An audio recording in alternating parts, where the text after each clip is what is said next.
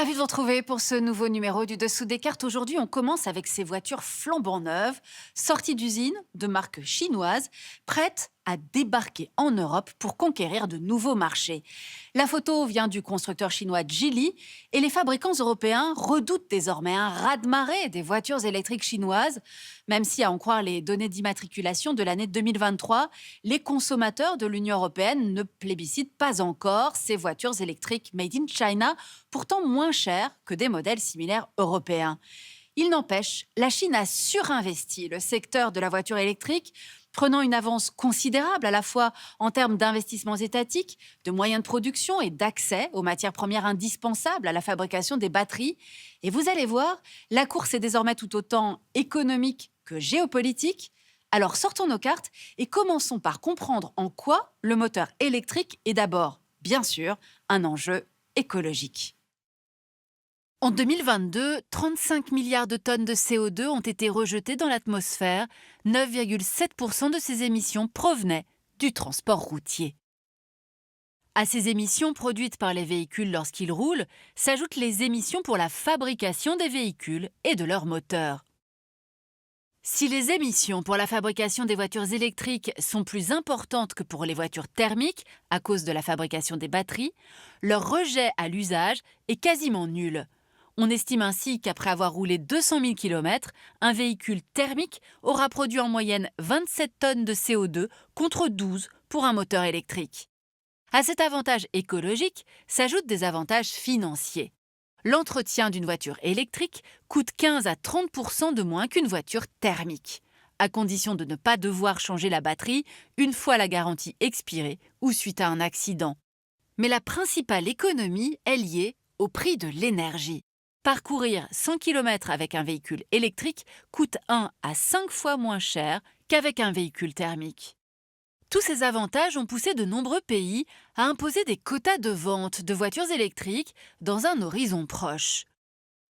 100% des véhicules vendus en 2035 pour l'Union européenne, 50% en 2030 pour les États-Unis, 20% pour la Chine en 2025, un objectif déjà dépassé en 2022 avec 29% des ventes. Une perspective réjouissante, d'ores et déjà une voiture sur 5 vendue dans le monde en 2023 est électrique.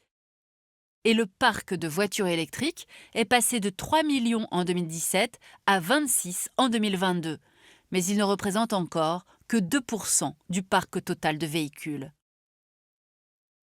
Alors voyons maintenant comment les constructeurs s'adaptent à cette demande exponentielle et aux défis de cette nouvelle technologie.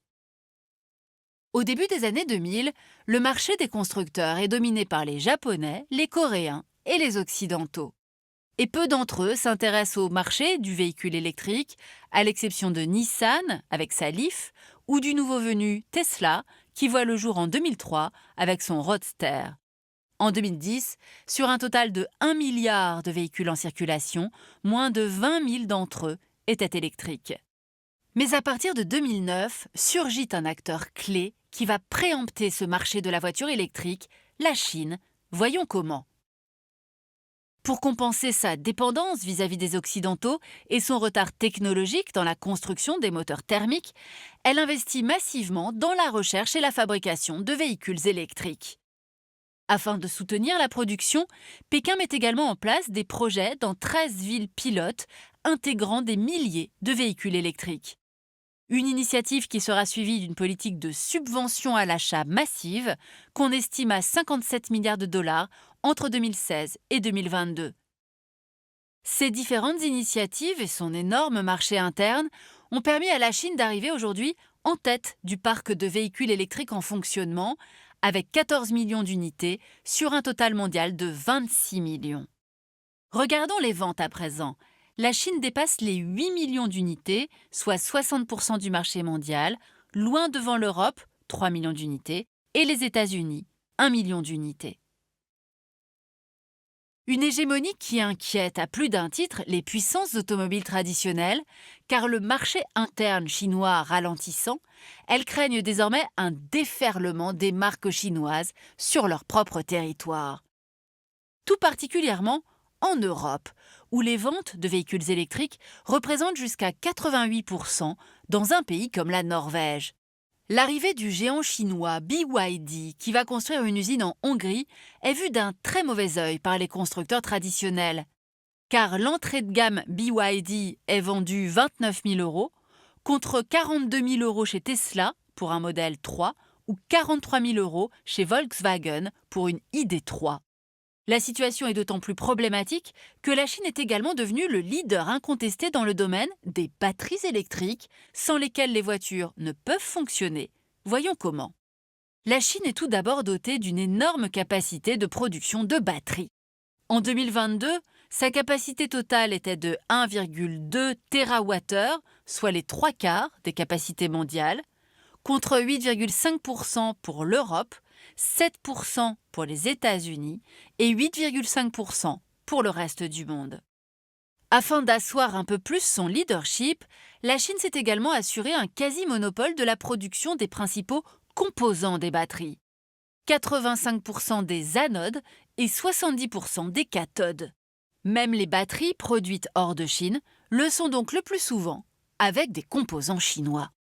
Et de façon à maîtriser l'intégralité de la chaîne de production, Pékin est aussi devenu le leader incontesté de l'extraction et du traitement des minerais dits critiques qui sont absolument nécessaires à la fabrication des cathodes.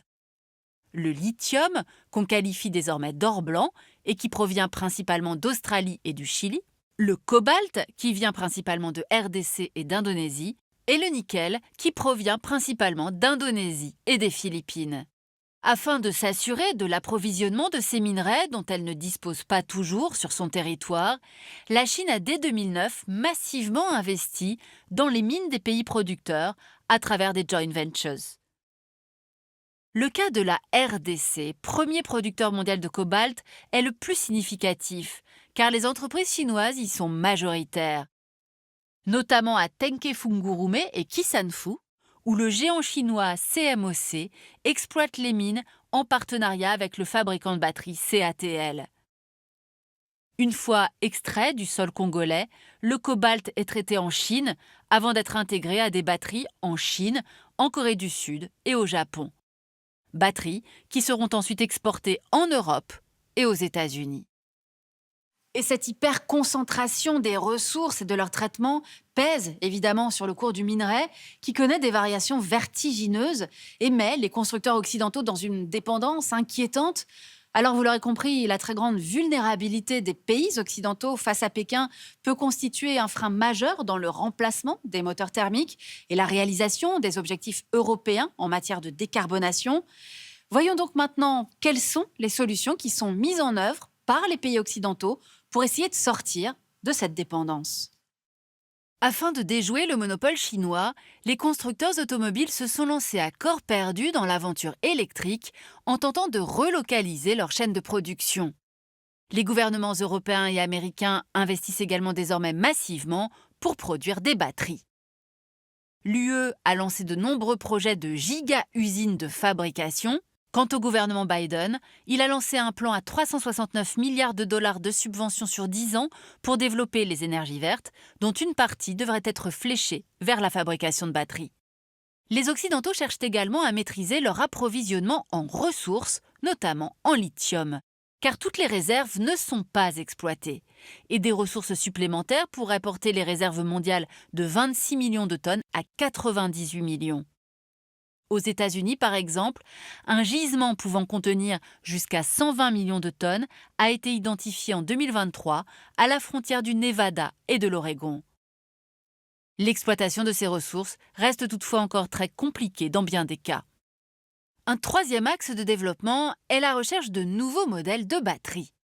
Deux nouvelles technologies sont prometteuses, les batteries lithium-fer-phosphate qui se passent de cobalt et de nickel, et les batteries Na-ion qui remplacent les minerais critiques par du sodium.